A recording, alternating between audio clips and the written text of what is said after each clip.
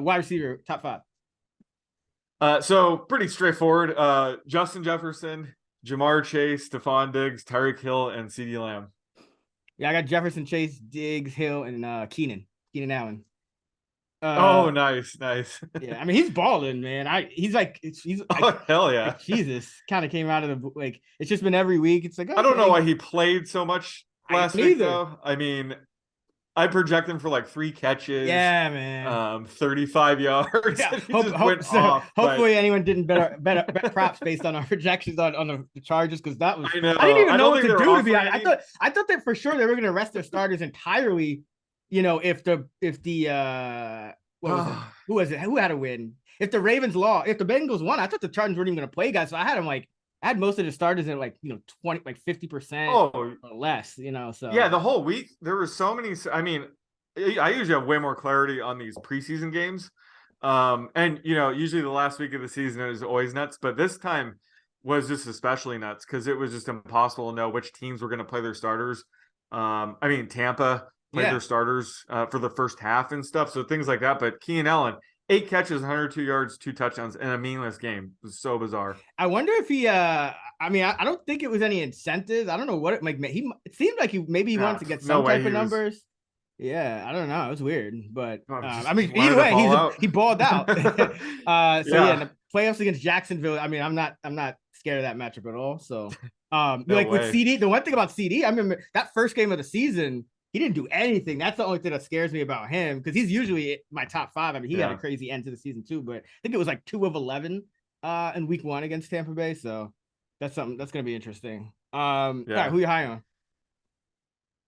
So I'm high on Darius Slayton, but pretty much every Giants pass catcher, to be honest. But like I said, last time they met a couple weeks ago, Daniel Jones threw for 334 yards. Slayton caught 4 passes for 79.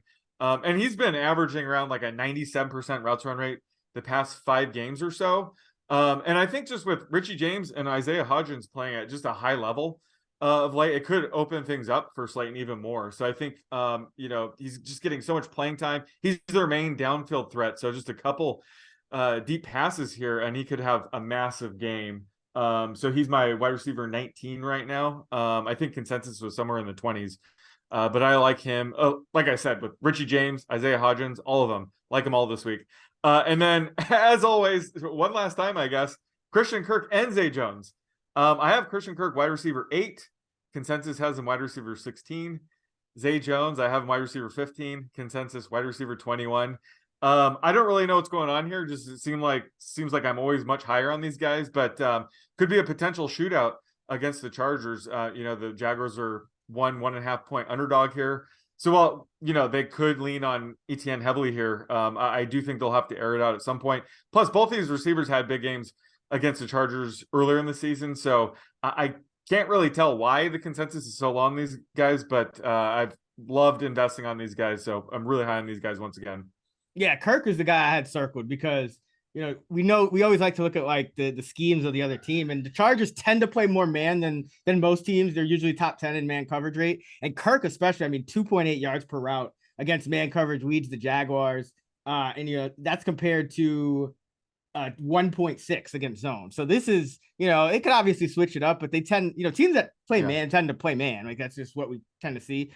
So really like Kirk here, and he's their number 1 receiver either way. So, and he goes in the slot, so he'll be able to kind of move around like Zay as well. But I think Kirk really stands out as that guy. He's kind of taken that lead among Jaguar receivers all year long. Even when Zay would pop up with a good game, Kirk would be that guy to stay pretty consistent for most of the year. So really like Kirk this week. Who you low on?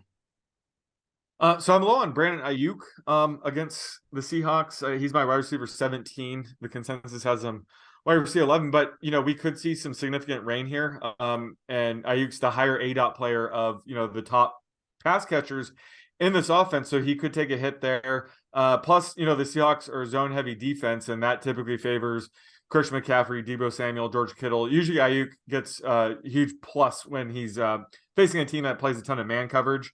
Plus, he's also the most likely to face Tariq Woolen, too. So he has a lot of different things going against him here. Obviously, he's very talented.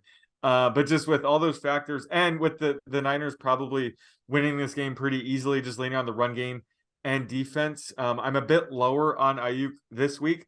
And then I'm also pretty low on Mike Evans as well.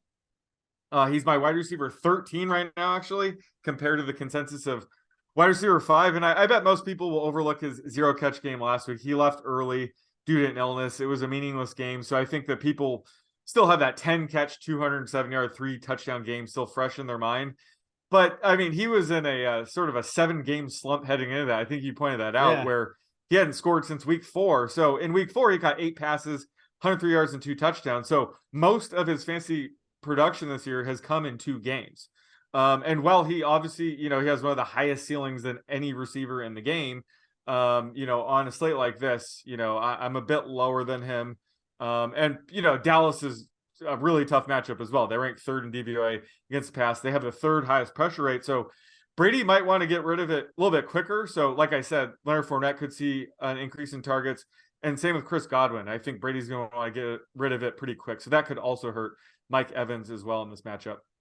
Yeah, I go back and forth because Dallas, they seem like they'd be a tough matchup. But have you looked at their numbers versus wide? It's like all of their passing production only comes against wide receivers. So it's like I think they're like they give up. Yeah, it's like something like 22 of their 24 receiving touchdowns have gone to wide receivers. Something it's pretty nuts. So probably they have a bunch of cornerback injuries. Yeah, too. That's probably what it's been. But it's a weird one to kind of get a handle on. But yeah, I'm actually low on CeeDee Lamb. Mentioned it earlier. I think that it's just, he's been such a consistent guy for most of the year, but his real one slip up did come to start the year against these Tampa Bay Buccaneers.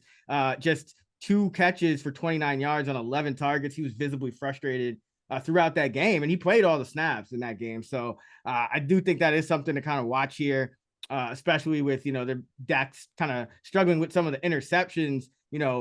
Maybe he doesn't force it to a guy like CD quite as much as he would otherwise. So I do think there's some considerable downside here, even for a guy that's getting as much volume as CD has gotten. And another guy is Isaiah McKenzie. He's the ECR wide receiver 23, but he's ranked over guys like Adam Thielen and Isaiah Hodgins. And I just don't think, he is going to get, I think, about 2/3 of the snaps. They might not play a guy like Shakir as much, but either way, I just think in a game where it could be a positive game script for the Buffalo Bills, you have to look at the guys that are going to be playing, 90+% of the snaps over a guy like McKenzie, who varies from week to week and is usually in that 50 to 75% range. All right, let's go with the prop, and let's stay in this Niners game. Went there before with quarterback. I'm going with Deebo for this one because this is going to be interesting. In the playoffs, he really went ham. Really, every time he's been in the playoffs, he's gone ham. So, rushing receiving yards. Let's go with a combined rushing receiving yards for him. Oh, yeah, because he's not, they don't need him to be as much of a running back. So I'm curious as to where you think it's going to all shake out. Yeah. I'll go with 65.5 total. Oh man. Let's see. So I'm getting 2.5 carries. Okay. They have Christian McCaffrey now, so I don't think it's going to be the 5 to 8 rush attempts we saw last year in the playoffs. So I have it 64.5. Wow. So, God, yeah, I guess I'll go under. I don't like it one bit. So I have his receiving yardage at like 46.5, and the market opened up at 38.5. Yeah, I saw that. And I was going to bet it, but it went up. It's already up to 41.5 by now. So, yeah, the market's a little bit lower than me, but man, that's such a good line. I just think a game like this, they're going to lean on Christian McCaffrey a lot more than we think. I mean, they traded all those pieces to get him, so I think they're going to lean on him heavily and maybe give Deebo a little bit of breather.